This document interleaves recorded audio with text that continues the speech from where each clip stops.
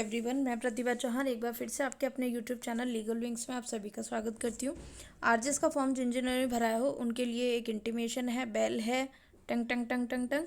ठीक है कि भाई अभी 20 डेज़ बचे हुए हैं, क्योंकि आज 8 है। आप चाहें तो अभी से भी लग सकते हैं, अपनी तैयारी कर सकते हैं। 20 डेज़ में भी आपका बहुत अच्छे से कवर अप हो जाएगा, तो वो चीज़ एक एक्स्ट्रा है। देखिए, आरजेएस में नोटिफिकेशन निकाला है हाई कोर्ट ने, और ये एग्ज़ाम से पहले आता है। इसका इंडिकेशन है कि आपके एडमिट कार्ड्स आने वाले हैं। तो ये इंडिकेशन आपको बहुत अच्छे से पढ़ लेने हैं, समझ लेने हैं, ताकि, क्योंकि ये बाहर वालों के लिए, जो राजस्थान जयपुर में रहते हैं वो सभी जानते हैं इन सब चीज़ों से, पहले से अवगत हैं। लेकिन जो बाहर के स्टूडेंट्स हैं वो लोग ध्यान दीजिएगा कि आप बाहर से आएंगे और यहाँ पर आपको प्रॉब्लम हो तो फिर दिक्कत हो जाएगी, है ना, कोई साथ में हो ना हो।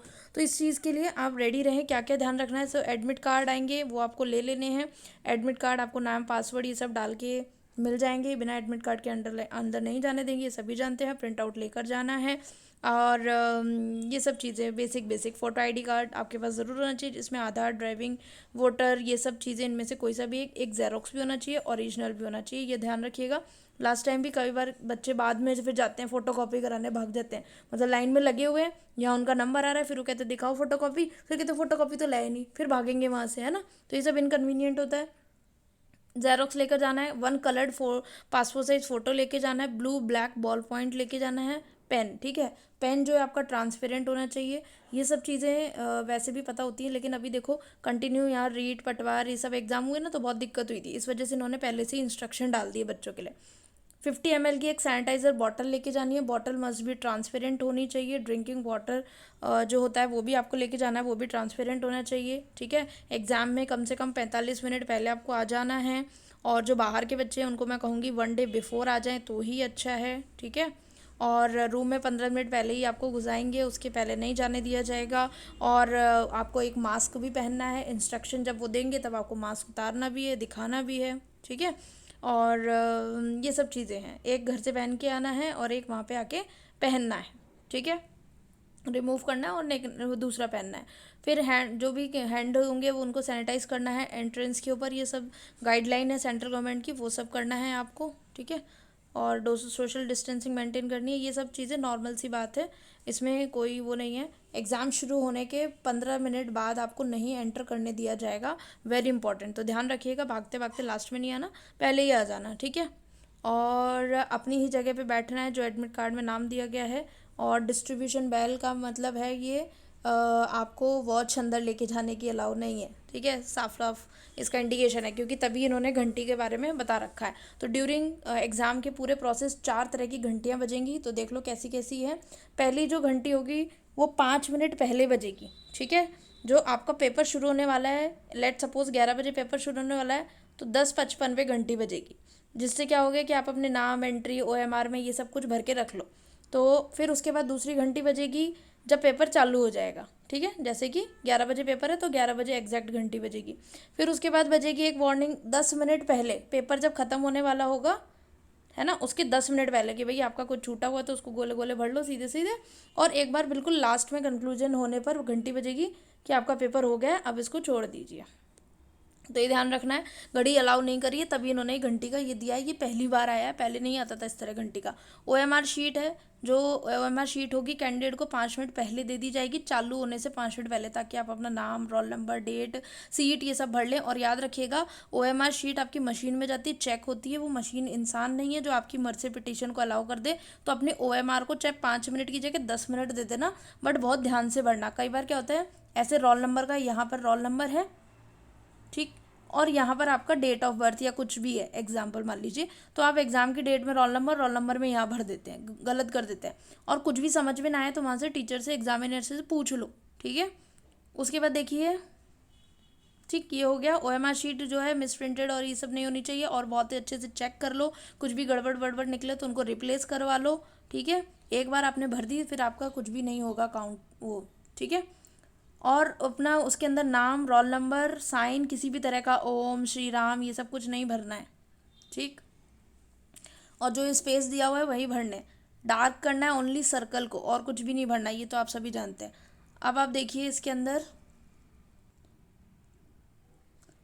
एक से ज़्यादा गोले डार्क नहीं करने हैं, गलत गोले तरीके से डार्क नहीं करना है। इरेज और ये काटा पीटी वाइटनर ये सब यूज़ नहीं करना है, वो उसको 0 नंबर मिलेगा वहाँ पे।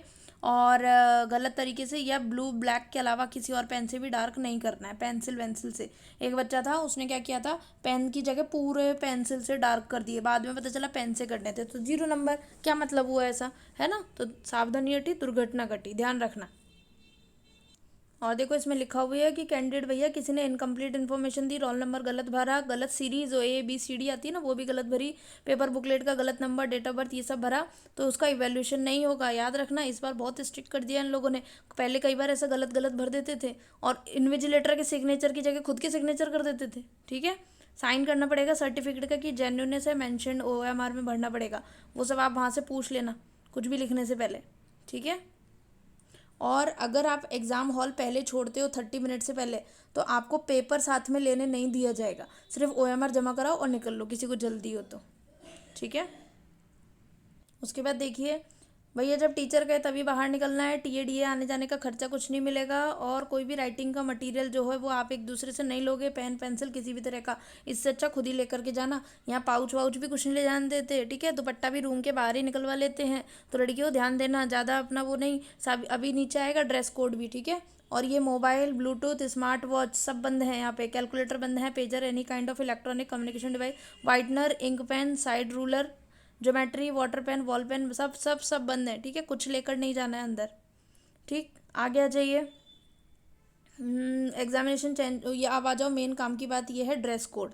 तो ध्यान दीजिएगा, मेल कैंडिडेट जो है उनको शर्ट पहन सकते हैं, ट्राउज़र पहन सकते हैं, स्लीपर पहन सकते हैं, और अगर ठंड लग रही है तो स्वेटर पहन सकते हैं। फीमेल के लिए क्या है, सलवार सूट पहनना है, सलवार सूट पहन सकते हो, साड़ी पहन सकती हो, टॉप पहन सकती हो, ब्लाउज और स्लीपर पहन सकती हो। रबड़ बैंड लगाना है बालों में, वो क्लेचर नहीं लगाना है, प्लास्टिक का जो आता है। हेयर बैंड भी अलाउ नहीं है, बेसिकली किसी भी तरह का प्लास्टिक आइटम और मेटलिक आइटम बिल्कुल अलाउ नहीं है। इसी वजह से ये कानों के, हाथ नाक कान गंडा ताबीज अंगूठी कुछ भी हो सब निकाल के आना। रीट में भी खूब वो हो रहा था, फिर वहाँ जाके काटना पड़ता है। ठीक है, गोल्ड का ऑर्नामेंट है, काट पीट दोगे और नुकसान होगा, मूड खराब जो अलग पेपर से पहले। इससे बढ़िया कुछ भी पहन के ही मत आओ। चांदी की पायल चांदी की ताबीज सब निकाल दो।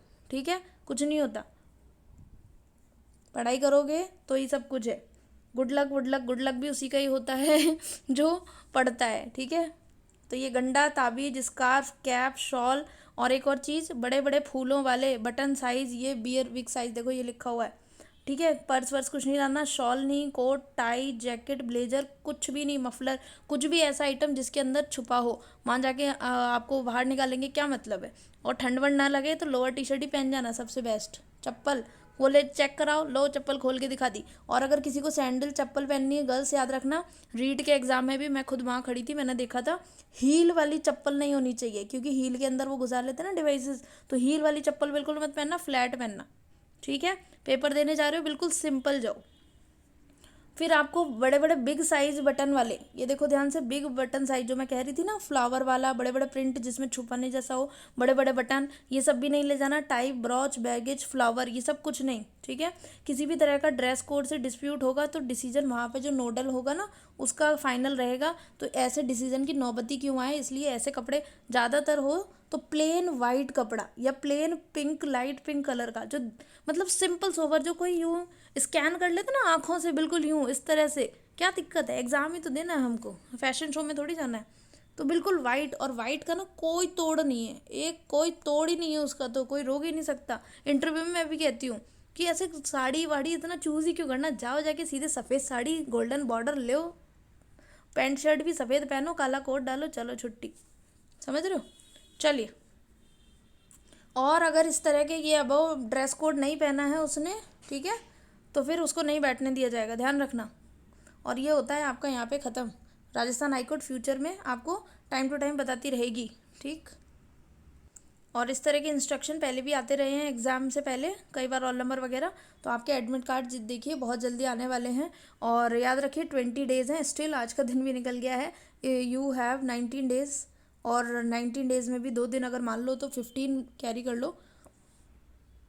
आप अभी भी कर सकते हो, बिलीव मी, अभी भी कर सकते हो। बहुत सटीक पढ़ना होता है, ज़्यादा पढ़ने की ज़रूरत नहीं है, बट स्मार्ट पढ़ने की ज़रूरत है।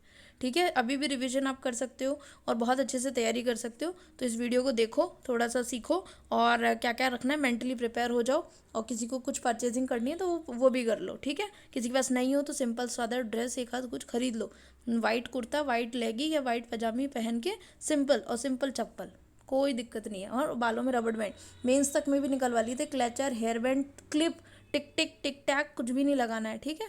तो ये तो हुआ आपका, और ध्यान रखिए, ऑल द वेरी बेस्ट, ढंग से तैयारी करिए और जयपुर में आपका स्वागत है, ठीक है। Thank you so much.